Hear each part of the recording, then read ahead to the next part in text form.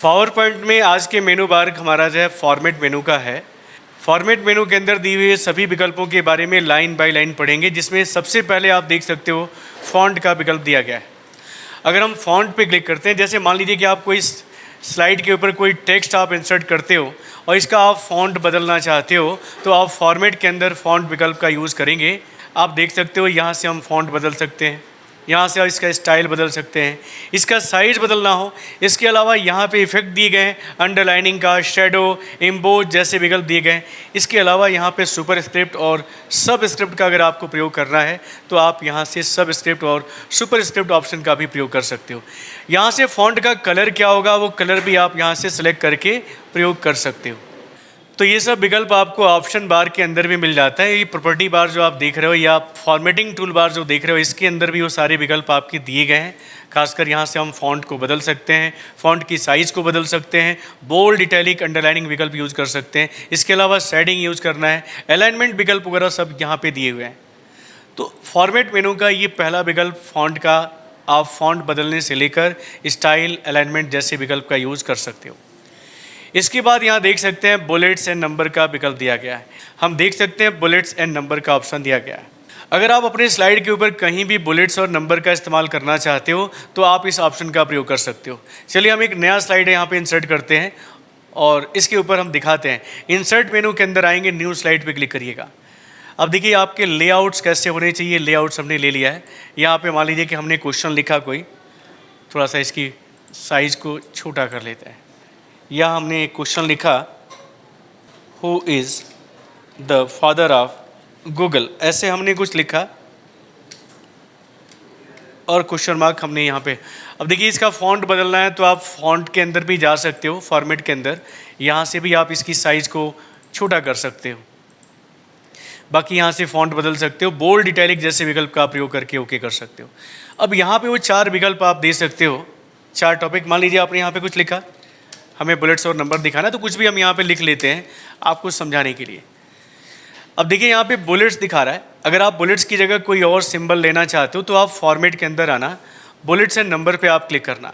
यहाँ देखिए ये पहला विकल्प है जो डिफ़ॉल्ट सिलेक्टेड है। अगर आप ये लेना चाहते हो, अगर आप ये लेना चाहते हो, अगर आप इस तरह का बॉक्स लेना चाहते हो तो आप इसको सिलेक्ट करके जब आप ओके करेंगे तो यहाँ देख सकते हैं कि आपके स्लाइड के ऊपर बुलेट्स का जो स्टाइल है वो बदल गया है।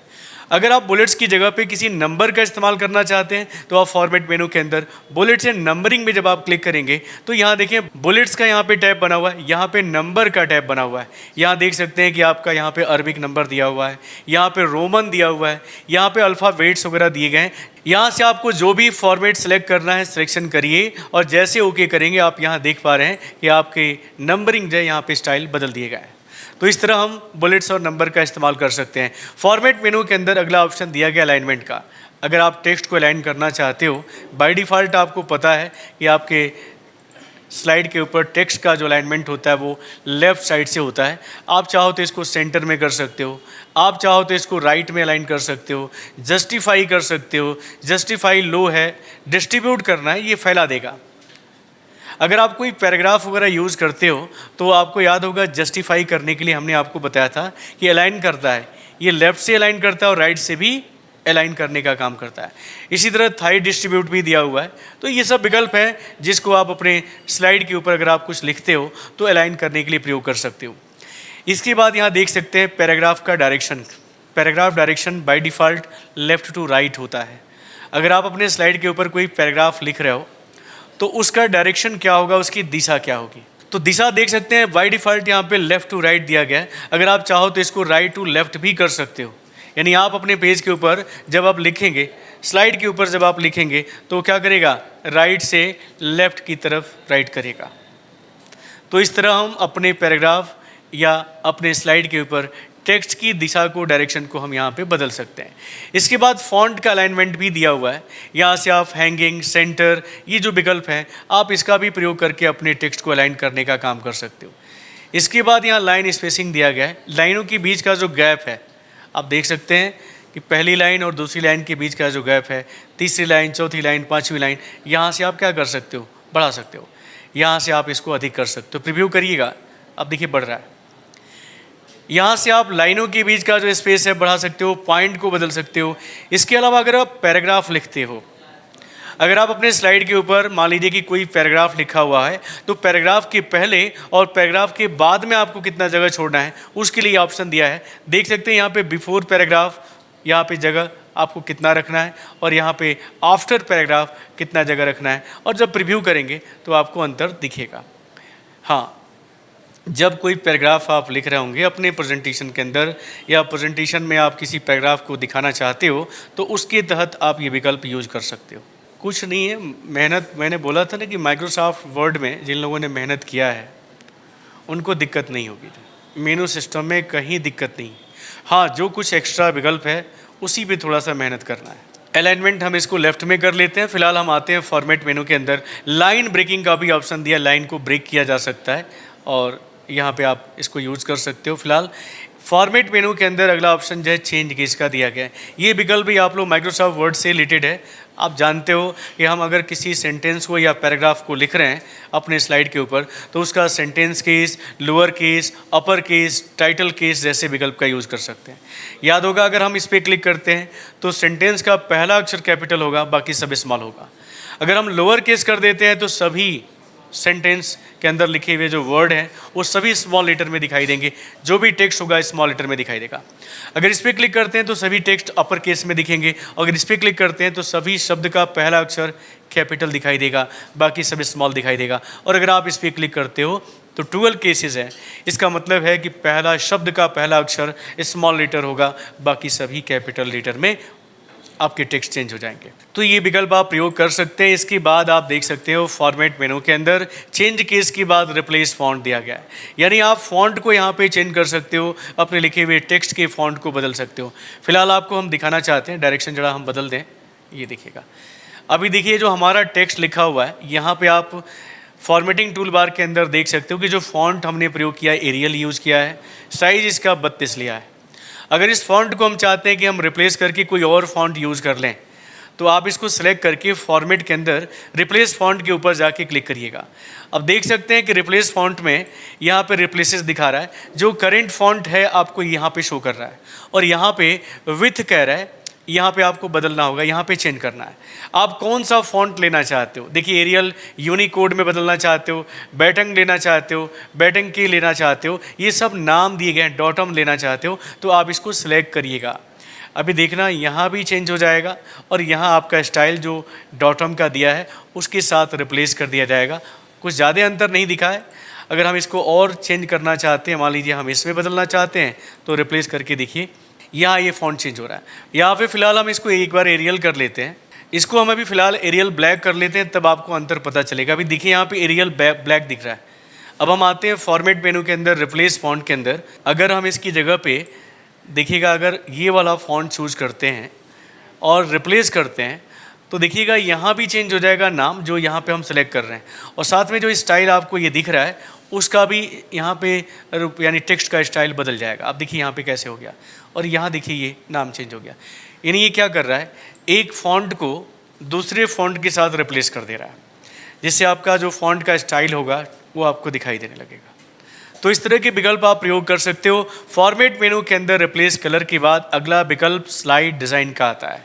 मैं आपको बताना चाहता हूं कि आप यहां से अपने स्लाइड का डिज़ाइन बदल सकते हो। इसके साथ साथ आप यहां पे डिज़ाइन के साथ कलर और एनिमेशन को भी बदल सकते हो। जैसे आप इस पर क्लिक करते हो फॉर्मेट मेनू के अंदर, आप जैसे स्लाइड डिज़ाइन पे क्लिक करते हो, ये टास्क पेन आपके सामने खुल के आ जाता है। ये टास्क पेन पहले भी खुला है, जहाँ से हमने presentation, clipboard, search, clip arts हमने विकल्प पढ़े थे।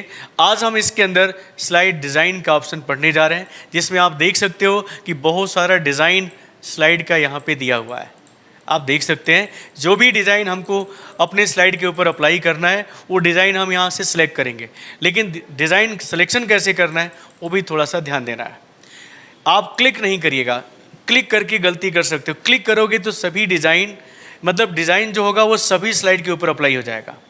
एक बार मैं क्लिक करता हूँ, देखिएगा मैं क्लिक करता हूँ और ध्यान दीजिएगा सभी स्लाइड का डिज़ाइन एक जैसा हो जाएगा। आप देखिए इस स्लाइड का डिज़ाइन देखिए, इसका भी डिज़ाइन देखिए, सबका जिसके ऊपर हमने टेक्स्ट या इमेज लिया हुआ है सबका डिज़ाइन एक जैसा दिखने लगा है।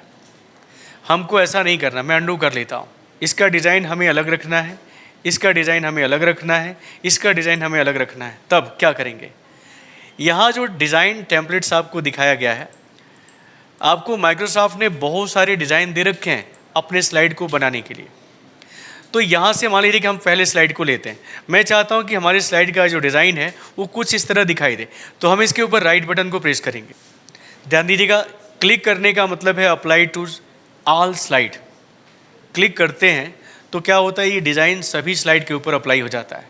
आपको ये नहीं करना है, आपको क्लिक नहीं करना है। अब आपको इसके ऊपर राइट बटन को प्रेस करना है जो डिज़ाइन अपने स्लाइड के ऊपर आप अप्लाई करना चाहते हो। और यहाँ देखिए अप्लाई टू ऑल स्लाइड, और यहाँ पे एक विकल्प आ रहा है, ध्यान से देखिएगा, अप्लाई टू सिलेक्टेड स्लाइड।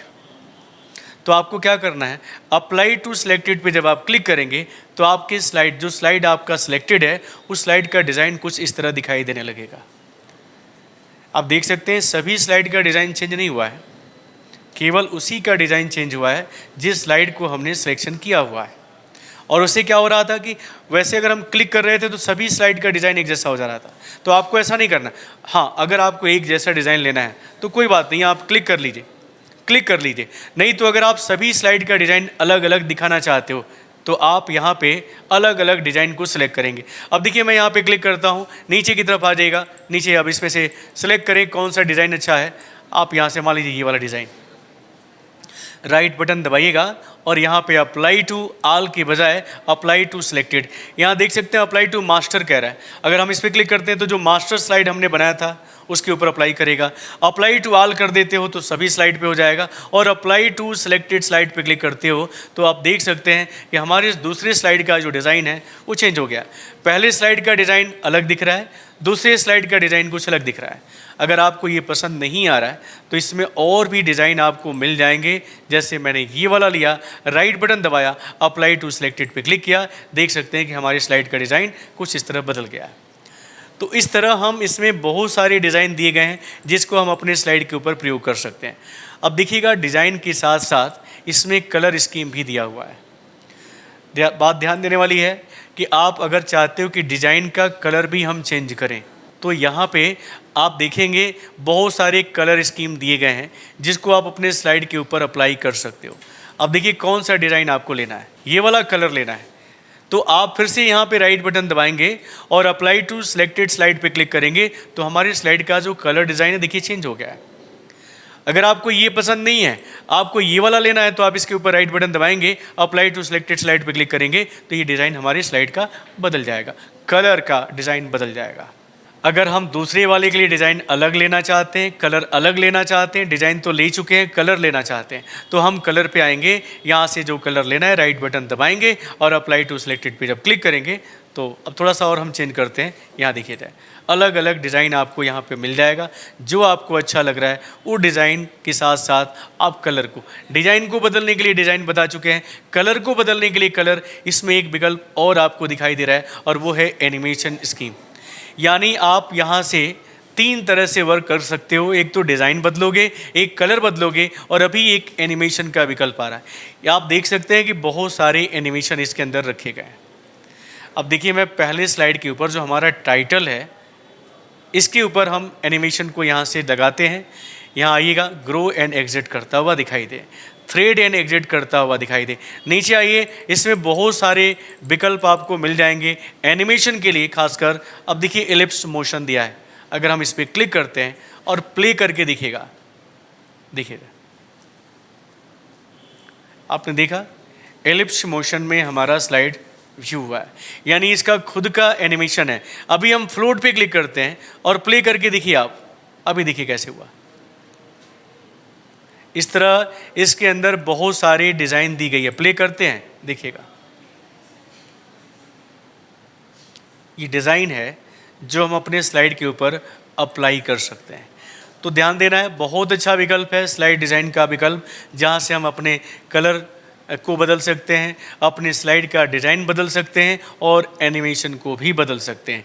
यहाँ पे विकल्प है apply to master, apply to all slide और यहाँ से प्ले और बड़े स्क्रीन के ऊपर देखना है तो आप यहाँ पे स्लाइड शो ऑप्शन का प्रयोग कर सकते हो। यानी जो भी यहाँ से डिज़ाइन और कलर स्कीम को आप ले रहे हो, किसके ऊपर अप्लाई करना चाहते हो, मास्टर स्लाइड के ऊपर अप्लाई करना हो या सभी स्लाइड के ऊपर अप्लाई करना हो, तो ये बटन्स आपके दिए गए हैं जिसका आप प्रयोग कर सकते हो। तो मेरे ख्याल से आपको स्लाइड डिज़ाइन समझ में आ गया है। अब आते हैं फॉर्मेट मेनू के अंदर। यही 2 विकल्प आपके महत्वपूर्ण हैं, बाकी ये सब विकल्प तो आपने पीछे माइक्रोसॉफ्ट वर्ड के अंदर भी देखा है। अब देख सकते हैं ये अगला विकल्प आपका स्लाइड लेआउट्स का ऑप्शन दिया गया है। अगर आप स्लाइड लेआउट्स पे जाते हो, क्लिक करते हो, तो आपके सामने यहाँ देख सकते हैं टास्क पैन खुल के आ जा रहा है। आपको याद होगा, मैं इसको अभी कट कर रहा हूँ, आपको याद होगा कि जब हम किसी स्लाइड को इंसर्ट करते हैं, किसी नई स्लाइड को फाइल के अंदर ऐड करते हैं, तभी ये पैन खुल के आता है। जब भी हमने नया स्लाइड ऐड किया है, न्यू स्लाइड को अपने फाइल के अंदर जोड़ा है, तब ये लेआउट खुल के आया है। इसका मतलब ये है कि जब हम स्लाइड को ऐड करते हैं, स्लाइड को जोड़ते हैं, तो उसका लेआउट कैसे होना चाहिए। क्या वो ऐसे दिखना चाहिए जिसमें एक टाइटल हो और उसका दूसरा सब टाइटल हो, या केवल एक टाइटल दिखाई दे, या आपको केवल इस तरह दिखाई दे टाइटल और यहाँ पे टेक्स्ट, या केवल आपको ऐसे दिखाई दे यानी यहाँ पे टाइटल हो और 2 बॉक्स में आपको टेक्स्ट दिखाई दे। ये लेआउट्स को बदल रहा है बाबू। देखिए यहाँ पे ये वर्टिकल, ये हॉरिजॉन्टल, और यहाँ पे इसका जो टेक्स्ट है वो वर्टिकल दिखाई दे। अगर आप इस पर क्लिक करते हो तो दोनों वर्टिकल टेक्स्ट आपको दिखाई देगा, टाइटल भी और टेक्स्ट भी वर्टिकल शो करेगा। इसके नीचे आ जाइए, इसके नीचे आ जाइए, यहाँ दिखिएगा कंटेंट्स लेआउट्स में अगर आप चाहते हो कि न टेक्स्ट, कोई भी टेक्स्ट ना आए, तो ब्लैंक ले सकते हो। ब्लैंक स्लाइड को भी हमने आपको बताया था, ये सब विकल्प हमने ब्लैंक स्लाइड के ऊपर ही बनाया था। ये सारे विकल्प हम ब्लैंक स्लाइड का ही यूज करते हुए बताए थे आपको, ठीक है। तो यहाँ से हम ब्लैंक स्लाइड भी इंसर्ट कर सकते हैं। इसके अलावा यहाँ देख सकते हैं, यहाँ पे कंटेंट्स भी दिए गए हैं। यानी आप अगर इस तरह की स्लाइड लेआउट को बदलते हो तो यहाँ से हम टेबल इंसर्ट कर सकते हैं। देखिए यहाँ पे हम चार्ट इंसर्ट कर सकते हैं, क्लिप आर्ट, यहाँ पे क्लिक करेंगे तो आ जाएगा वो विकल्प क्लिप आर्ट, यहाँ से पिक्चर, यहाँ से डायग्राम, और यहाँ से मीडिया क्लिप यानी किसी भी वीडियो फाइल को हम यहाँ इंसर्ट कर सकते हैं। तो हम लेआउट कैसा लेना चाहते हैं ताकि ये विकल्प हम यूज कर लें। अब देखिए यहाँ पे हम अगर क्लिक करते हैं तो डायग्राम का विकल्प आ जा रहा है। अगर डायग्राम नहीं लेना है, क्लिप आर्ट्स लेना है, तो देखिए यहाँ पे क्लिक करते ही क्लिप आर्ट्स वाला टास्क पैन खुल जाएगा। यहाँ से जो इमेज आपको लगाना है अपने स्लाइड के ऊपर, वो इमेज आप यहाँ से सिलेक्ट करके इंसर्ट कर सकते हो। तो कहने का मतलब है कि बार बार आपको मेनू के अंदर नहीं जाना है, आपका लेआउट ही ऐसा है जो इन सब चीज़ों को इंसर्ट कर देगा, आपकी स्लाइड के ऊपर ला देगा। ध्यान देने वाली बात है कि जब भी हम नया स्लाइड ऐड करेंगे, ये लेआउट हमारे सामने आता है। हमें किस तरह का लेआउट बनाना है स्लाइड का, वो हम यहाँ से सिलेक्ट कर सकते हैं। अब देखिएगा, अगर ये सिलेक्ट करते हैं तो कुछ इस तरह, अगर ये सिलेक्ट करते हैं तो 2 बॉक्स में आपको ये कंटेंट्स इंसर्ट करने के लिए देगा। अगर आप इस पर क्लिक करते हो तो कुछ इस तरह का व्यू, अगर इस पर क्लिक करते हो तो कुछ इस तरह का, और अगर इस पर क्लिक करते हो तो 4 अलग अलग बॉक्स में आप, मान लीजिए किसी में आपने टेबल इंसर्ट कर लिया यहाँ से। अब देखिएगा मैंने 2x2 का टेबल बना लिया, यहाँ पे मैंने एक चार्ट इंसर्ट कर लिया, देखते रहिएगा आप लोग। यहाँ देख सकते हैं कि चार्ट, अब इसमें जो भी डाटा आपको चेंजिंग करना है, चेंजिंग करके आप बाहर क्लिक कर दीजिएगा, चार्ट भी आपका इंसर्ट हो गया। अब देखिए चार्ट भी हम चाहते हैं अब इसके अंदर क्लिप इंसर्ट करना, तो देखिएगा क्लिप पे क्लिक करेंगे और यहाँ से जो भी क्लिप हमको लेना है, जैसे हमको काऊ का लेना है, मैंने इंसर्ट किया, देखिए यहाँ पे काऊ आ गया। मैं चाहता हूँ यहाँ पे एक वीडियो क्लिप इंसर्ट करूँ, तो यहाँ देखिए वीडियो वाले पे क्लिक करिएगा। अब यहाँ पे जो वीडियो दिया गया है, माइक्रोसॉफ्ट ने आपको जो दे रखा है वो आप यहाँ पे ले सकते हो, और नहीं तो आप यहाँ पे सर्च भी करा सकते हो, और नहीं तो आप यहाँ से अगर बाहर से किसी वीडियो को इंपोर्ट करना चाहते हो जो आपके कंप्यूटर की ड्राइव में रखा हुआ है, तो वहाँ से आप इंपोर्ट कर सकते हो। तो मैं यहाँ डेस्कटॉप पे आ जाता हूँ। डेस्कटॉप पे मैंने वाइल्ड लाइफ का एक वीडियो रखा था, मैं इसको सिलेक्ट करके ऐड करता हूँ। देखिएगा ये वीडियो आपके इस मीडिया क्लिप में आ चुका है, ये क्लिप आ चुका है, देखिए वाइल्ड लाइफ यहाँ दिखा रहा है। अब इसको सिलेक्ट करके अब जैसे ओके करेंगे, ये वीडियो क्लिप यहाँ पे इंसर्ट हो जाएगा। थोड़ा सा वेट कर लें। देखिए यहाँ पे आपको यस करना है, और इस वीडियो क्लिप की जो साइज़ है बहुत बड़ी है, इसको आप थोड़ा सा छोटा कर लीजिए। और देखिए आपने ऐसा स्लाइड बनाया था जिसमें आपने टेबल भी इंसर्ट किया, चार्ट भी इंसर्ट किया, क्लिप भी इंसर्ट किया और मीडिया क्लिप भी इंसर्ट करके देख लिया। तो ये सब चीज़ें कैसे संभव हो पा रही है? लेआउट्स की वजह से। यानी आप अपने स्लाइड का लेआउट कैसे डिज़ाइन करना चाहते हो, कैसे दिखाना चाहते हो, वो आप यहाँ से सेट कर सकते हो। तो फॉर्मेट मेनू का ये विकल्प बहुत ही अच्छा विकल्प है। ये दोनों विकल्प आप लोग यूज़ करोगे और इसका यूज़ काफ़ी होता है, आप प्रयोग करिएगा। इसके बाद हम आते हैं बैकग्राउंड। अगर हम अपने स्लाइड का बैकग्राउंड चेंज करना चाहते हैं तो हम यहाँ पे बैकग्राउंड पर आएंगे। यहाँ देखिएगा ऑटोमेटिक में ये कलर दिए गए हैं।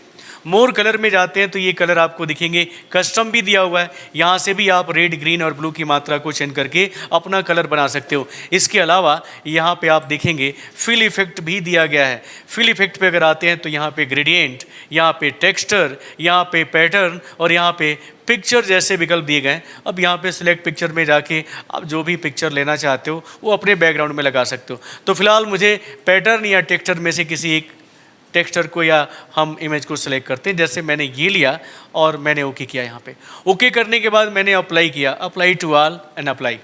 ऑल का मतलब है सभी का बैकग्राउंड एक जैसा।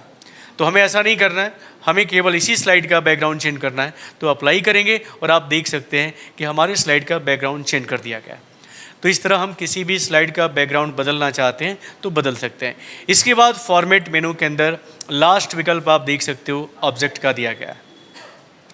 तो हम बताना चाहते हैं कि अगर आपने कोई ऑब्जेक्ट इंसर्ट किया है, चलिए हम एक नया स्लाइड फिर से इंसर्ट करते हैं और देखिए ये लेआउट ऑटोमेटिक आ जाएगा। अब इसमें हम ब्लैंक ले लेते हैं। अब किसी शेप को या ऑब्जेक्ट को आप यहाँ पे अपने स्लाइड के ऊपर बना लीजिए। ये बनाया। अब आते हैं फॉर्मेट के अंदर, यहाँ देखिए ऑटो शेप दिखने लगा। ऑब्जेक्ट ही क्या है? ऑटो शेप है। ऑब्जेक्ट यानी पिक्चर या कोई भी क्लिप आर्ट्स अगर आपने इंसर्ट किया है तो आप उसको यहाँ से बदल सकते हो। अब देखिए जो आपने शेप इंसर्ट किया है, इस शेप में आप क्या क्या बदलाव कर सकते हो। फॉर्मेट के अंदर आते हैं, ऑटो शेप में आते हैं। सबसे पहले तो इसके अंदर कलर एंड लाइंस का हम चेंजिंग कर सकते हैं। इसके अंदर जो कलर आपने फिल किया है उसको बदल सकते हैं। लाइन का कलर क्या होगा उसको भी हम यहाँ पे चेंज कर सकते हैं। लाइन की मोटाई क्या होगी उसको भी बदल सकते हैं। यहाँ से और भी अधिक मोटाई करना हो बदल सकते हैं। इसके अलावा साइज़, जो आपने शेप लिया है अपने स्लाइड के ऊपर, यहाँ से आप उसका हाइट, उसका वेट्स, यहाँ से रोटेशन बदल सकते हैं। यहाँ से पोजीशन बदला जा सकता है कि हॉरिजॉन्टल और वर्टिकल पोजीशन क्या होगा, टॉप लेफ्ट कॉर्नर में होगा, सेंटर में होगा। ये सब पोजीशन बदल कर हम जैसे ओके करेंगे, ये प्रीव्यू भी कर सकते हो। आप यहाँ पे आके प्रीव्यू बटन दिया है, आप यहाँ भी क्लिक कर सकते हो और नहीं तो आप यहाँ ओके बटन पे जब क्लिक करेंगे मैनुअली आप इसको सेट करिएगा। और ऑटो शेप के अंदर ये चीज़ें हमने आपको बताया था कि आप इसका कलर, साइज़ और पोजीशन को आप कहाँ रखना चाहते हो, इतना कर। हाँ, ये है कि आप इसको जो है इसको बदलेंगे वर्टिकल हॉरिजॉन्टल तो आपका वहाँ पोजीशन भी बदलेगा। ये सब चीज़ें आप यूज़ कर सकते हो किसी भी शेप के ऊपर। अब देखिए ये ऑटो शेप था तो ऑटो शेप दिखाया है। अगर हम कोई टेक्स्ट बॉक्स बनाते हैं, ध्यान दीजिएगा, टेक्स्ट बॉक्स बनाते हैं, ये बॉक्स बनाया, इसके अंदर जो लिखना है हमने लिख दिया। अब देखिए अगर फॉर्मेट के अंदर जाते हैं तो जहाँ ऑब्जेक्ट दिखाई दे रहा था, इसके पहले जहाँ शेप दिखाई दे रहा था, अब टेक्स्ट बॉक्स दिखाई देने लगा।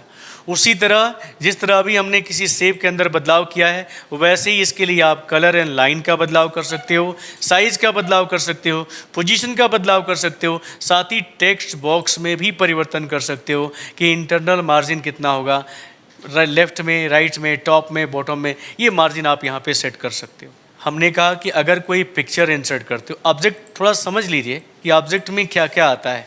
अगर आप कोई क्लिप इंसर्ट करते हो, सपोज़ यहाँ से आपने क्लिप इंसर्ट किया है, देख लीजिए। अगर कोई क्लिप आर्ट आपने इंसर्ट किया है, जैसे मान लीजिए हमने ये इमेज लिया, ओके किया, ये इमेज। अब आते हैं फॉर्मेट के अंदर, देखिए अब यहाँ पिक्चर दिखाने लगा। शेप लिया था तो शेप दिखाया था, बॉक्स लिया था तो बॉक्स दिखाया था। अभी हम पिक्चर लिए हैं तो पिक्चर दिखा रहा है। पिक्चर में भी वही विकल्प आएगा, यानी इसका भी हम कलर्स और लाइंस यूज़ कर सकते हैं। आउटलाइन क्या होगा, यानी इस इमेज का आउटलाइन नहीं दिया गया है, आप चाहो तो आउटलाइन ले सकते हो। आउटलाइन कैसा होना चाहिए, आउटलाइन की मोटाई कैसी होनी चाहिए, ये सब आप ले सकते हो। इसकी साइज़ कितनी होनी चाहिए, पोजीशन कैसा होना चाहिए, पिक्चर क्या होना चाहिए, लेफ़्ट राइट, ये सब सेटिंग करने के बाद जब आप ओके करते हो तो आप देख सकते हो जो इमेज, जो क्लिप आपने इंसर्ट किया है उसको इस तरह पोजीशन या उस तरह कलर कर दिया गया है। तो फॉर्मेट मेनू के अंदर भी जो विकल्प आपके दिए गए हैं, वो अच्छे विकल्प हैं। अगर आप स्लाइड को बनाते समय ये जो विकल्प हैं आप प्रयोग करना चाहते हो तो आप इजीली कर सकते हो। तो उम्मीद करते हैं कि फॉर्मेट मेनू के सभी विकल्प आपको अच्छे से समझ में आ गए होंगे। अगर नहीं समझ में आया है तो एक बार वीडियो को दोबारा रिपीट करें, एक बार देखें।